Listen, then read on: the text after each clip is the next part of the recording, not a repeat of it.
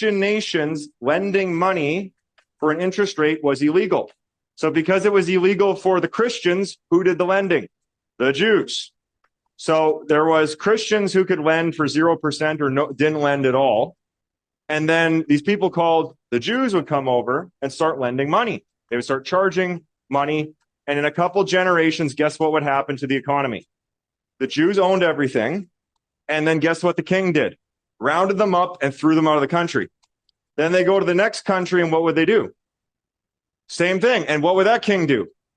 Round them up, kick them out of the country. This went on for thousands of years.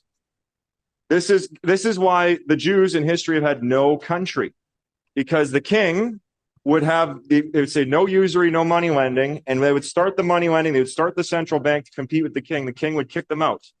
They go to the next country, do it again. So this has happened over and over and over again, because this quote right here from Napoleon, he would show the compound interest tables, and he said in a very short amount of time, compound interest would eat up every piece of property in France. In fact, I'm going to show you how powerful compound interest is. Very scary thing. And there's a reason why it was illegal.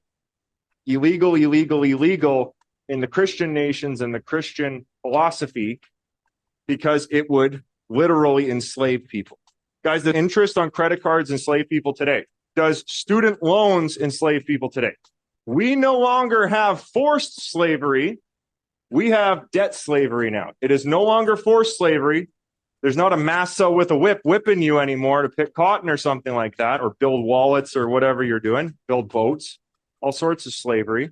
We now have debt slavery, where somebody prints money and you now have to pay the money back plus interest. Bradley, before I come back to you, I have one more clip to play. Sorry to annoy the audience. You guys will recognize the actor. He's so right. We kill each other for paper. What is money anyway? You know, it's just paper that some king on the mountains said was worth something. You know, gold, I understand, it's shiny, and you can make jewelry out of it. Silver, put a werewolf in front of me, he's dead. Brass creates the bells that